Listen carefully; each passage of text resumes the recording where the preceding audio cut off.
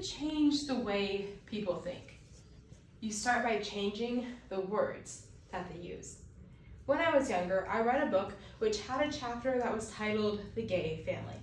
I remember being puzzled over the fact that you could have a gay family. I thought that only individuals were gay. My mom explained that being gay used to mean something different than it does now. It used to mean being happy. Suddenly, the chapter title made sense. But how much are we really impacted by changing definitions? Does it actually affect you and I? Definitions are important because he who controls the definitions of words controls the world. When meanings are changed, thoughts are changed. And when you can change the thoughts of others, you can control them. We will first look at how words change, then why this matters, and lastly, what we can do about it. Words change in 4 different ways. Naturally over time, purposeful change, shifting definitions, and words omitted from the dictionary. First, words change naturally over time, usually because the term either broadens or narrows in meaning, or because of how it's used. For example, awful used to mean full of awe, but now means terrible. And trolls change from monsters under bridges to little figurines with spiky colored hair to annoying people on the internet.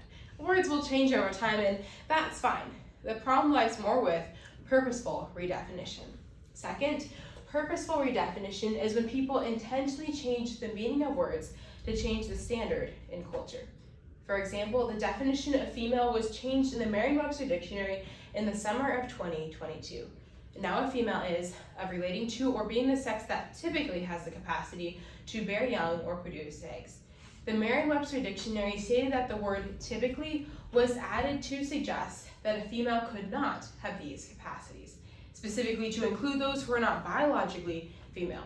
The same typically phrase was added to the definition of male as well.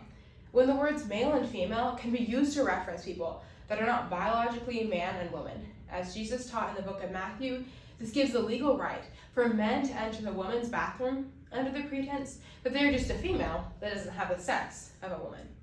Another example is the definition of marriage.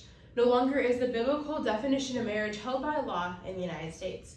Congress has redefined marriage as the legal union between 2 people as spouses, instead of the 1828 Noah Webster's definition, the act of uniting a man and woman for life. What is the impact of this? When marriage can be redefined as anyone who wants to be in a relationship recognized by law, all the benefits and rights that married men and women receive are legally transferred to unions of the same sex. Third, in recent days, we have found that there are many words with shifting definitions. A word such as woman can mean something completely different than how it is defined. In the article called War on Free Speech, the author, Graham Noble, says that progressives do not want words to have definitions at all. The problem with definitions is that they're absolute. Great emphasis has been put on not only restricting free speech, but also controlling language and insisting that only approved words can be used. Control what words people use and what those words mean, and you eventually control how people think and then how they behave. Lastly, other words are omitted from the dictionary. Yeonmi Park was a young lady born and raised in North Korea. She escaped to America when she was a young girl. In her video, My Terrifying Escape from North Korea, she says, "There was no word for oppression. There was no word for liberty. And of course, there was no word for compassion." Why does the regime get rid of these words? It is because who controls the language controls the thoughts. If they get rid of these words in our dictionary, that means we don't even know the concept of human rights. We don't even know the concept of freedom. And that's how they control our thinking. This is happening in our culture today. Stanford University, Colorado State University, and others have put together a list of banned words. American is changed to U.S. citizen, because calling yourself an American means that you're putting yourself above others that live in the Americas. You can't use the term master bedroom because master carries connections back to slavery. And lastly, killing 2 birds with 1 stone promotes violence against animals and should be replaced with getting 2 things done at once.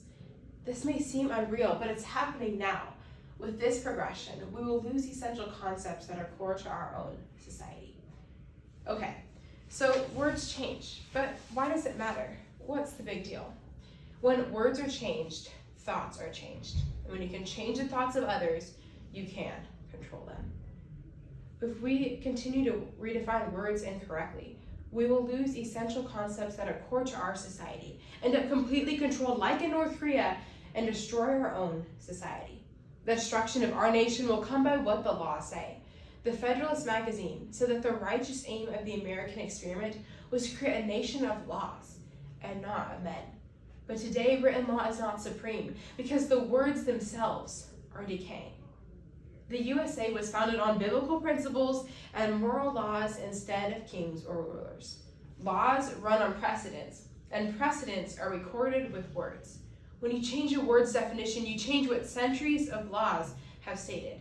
If we redefine women, people no longer have to push for gender-neutral bathrooms because technically they're female under the new definition and can enter the women's bathroom with no legal issues.